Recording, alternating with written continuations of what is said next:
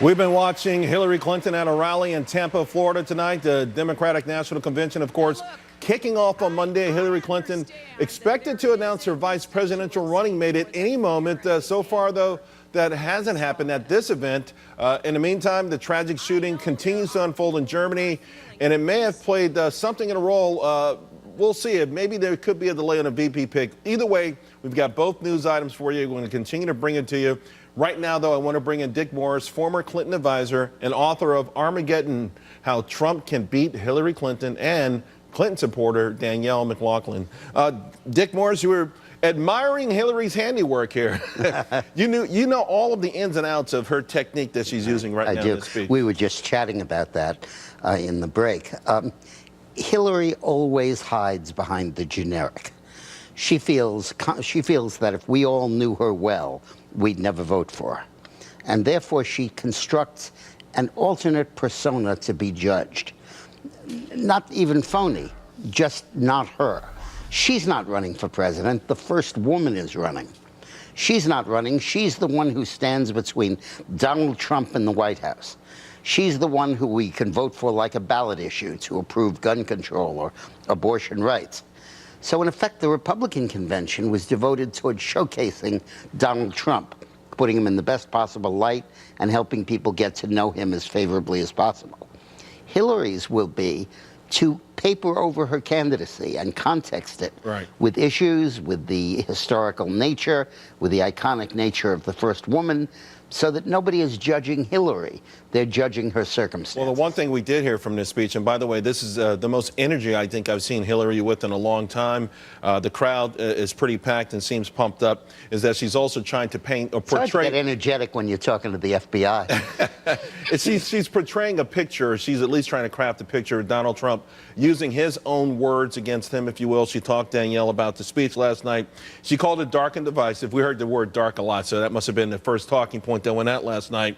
She talked about fear and anger, but no solutions offered. He didn't offer a jobs program. He didn't explain how he would keep people safe. And then she went on to sort of say, to sort of portray him, I guess, as some sort of guy who thinks that only he can do it in a country where it's always we. How effective, you're a Clinton supporter, how effective do you think she is so far?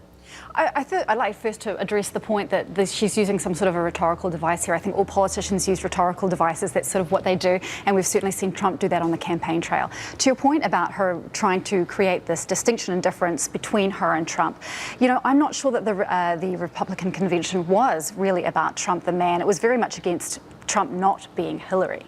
I'm sorry, say that again? It was very much about Trump not being Hillary and really an indictment of all the things that purportedly she's doing wrong. Well, I think for voters, we're lucky in a sense that we do have two completely distinct people here. And the irony, of course, is, at least right now, Dick, they both have pretty high unfavorables. So, you know, they're going to have to both sort of, you know, the idea, I think, for me was, hey, let's make sure we portray Donald Trump in a light that maybe the public doesn't know, but his children know, his friends know. And if they can learn that, then those unfavorables start to go away. I mean, if a normal politician stands up there and says, I'm going to do this, I'm going to do that, I'm going to do that, you kind of yawn because you've heard it a million times.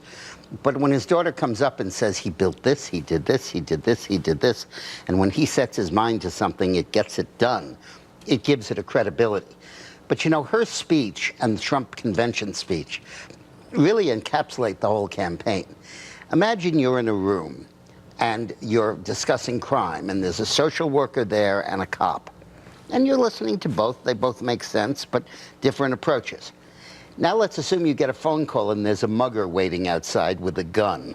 Who are you going to listen to, the cop or the social worker? So, Danielle, I guess the question, though, is every time we go outside right now, is there a mugger waiting for us? Do we need the hug of the social worker, or do we need the protection of the cop? We need both, and Hillary Clinton is suggesting to the country that she is the person who can provide both. Certainly she wants to talk about how we can improve race relations, how we can talk more to one another, how we can get rid of this divisive fear of the other rhetoric that we're seeing injected into the GOP, into the RNC, at the behest of Donald Trump. But she has said that we need to be very, very careful about collecting our resources resources, about fighting our common enemies, and about joining with Europe and with other nations to make sure we do that. She's used the word, I heard diversity of diverse at least 2 or 3 times in the first minute or so of that. That's what she's going to hammer away at. It's hard for me to understand that as you increase the Muslim population of the United States, you're making us safer from terror that's committed overwhelmingly by Muslims. Well, not, by the way, by most Muslims. Well, Donald Trump's solution the terrorists are Muslims. The radicalized Muslims. Donald Trump's solution to this is to say that basically the current immigration, the system by which our asylum seekers are looked at is not long enough. It's 2 years long. And what we've seen with Neeson and some of these other attacks, a vetting process won't solve someone who's going to be radicalized in 2 weeks. Hold on right there, guys, because speaking of this topic, we've got an update, and I want to kind of turn the news back to that Munich, Germany. At this hour, authorities